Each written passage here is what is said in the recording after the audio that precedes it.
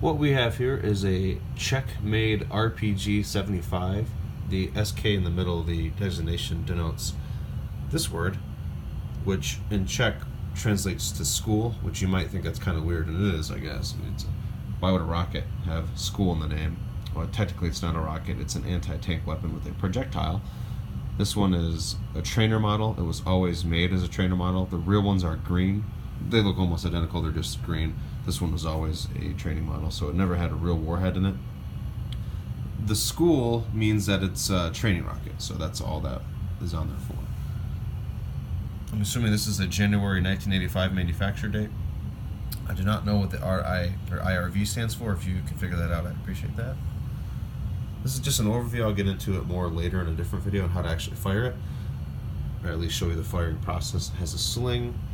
Now this one was $200. You can find them online still for $200. Numrich Gun Parts has them, also called Gun Parts Corp, I believe. Now for $200, I honestly don't recommend buying one because they require a lot of work to get them functional. And when I say functional, I mean you twist the back and pull it out, and it extends it. I'll show you that later, probably in a separate video. And there's a little projectile inside of it that slides inside the, I believe it's an aluminum body, and over time that piece of plastic swells, and there were times where I took everything I got, could not open it. Had to use a punch and a hammer to open it. But when I leave it in the basement, it would get cold enough to where the dimensions would change ever so slightly and allow me to open it.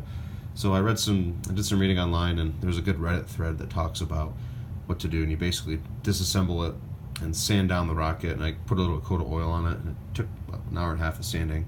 And then now it works fairly smooth, so it did require some work.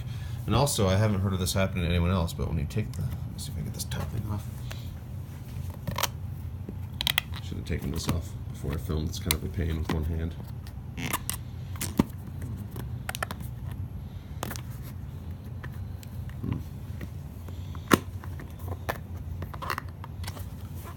Let's see here.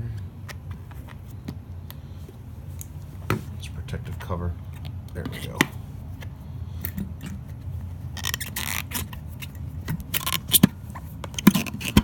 Okay, that's pretty much off now. Voila.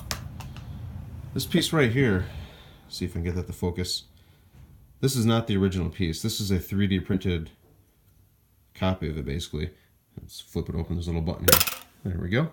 So you got the front sight. You can see the little plastic projectile in there. Now this was a real pain in the butt. This piece here, the green, the actual piece was more of a kind of an OD green. I just picked a die at Hobby Lobby to get it close. The original one cracked the third time I opened it, which really upset me because I mean, you spend $200 in a rocket, it better work as much as you expect it to. You can see some of the printing marks there. A good buddy of mine, he drew up a 3D model of this piece here. I sent him the broken piece. It cracked about here, and I sent it to him, and he made one. And I sent it to, I sent the model to a website and had a white one printed, and then I dyed it, as close as I could to the original one. I don't really care about the color, just wanted it to be functional. And this has held up really, really well. It's definitely stronger than the original. The original is 1980s plastic and old, brittle. So if you have one of these rockets, and if yours cracks, shoot me a message or make a comment, and I will email you the file. I'm happy to give it out freely. I had permission from the creator of the file. So if anyone has one of these rockets and this breaks, let me know, and I'll happy to hook you up with that file. You can print it any color you want, or make it white. If you have your own 3D printer, so much the better. I spent like a little under 20 bucks getting this thing made, which is well worth it because I didn't want to crack one. So pretty cool, but again, when you spend $200 on something like this, you expect it to not have to, require any work. So I was pretty upset about that, but it's all good now. I guess I don't have any regrets, but I don't know if I can recommend something that needs work out of the box like this, unless you really want to, are a little bit handy and want to do that. It doesn't require much. You just got to crack a few screws off. I guess I'll show you some cool instructions here. This is in Czech, Cyrillic, or whatever language it is. It has instructions on how to open it. Pretty cool. There's a little video of a guy, the proper way to hold it. Shows the dangerous distance, 20 meters, 45 degree. Pretty cool. Let's see here. Yeah, the sun's in the way. Show a guy firing it. And again, this is the training model.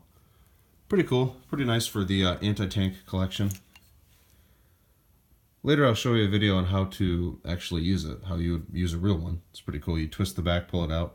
I will stabilize my camera so I don't have to make you sick watching the video, I suppose. So tune in next time and I will show you how to operate this thing. Thank you for watching and goodbye.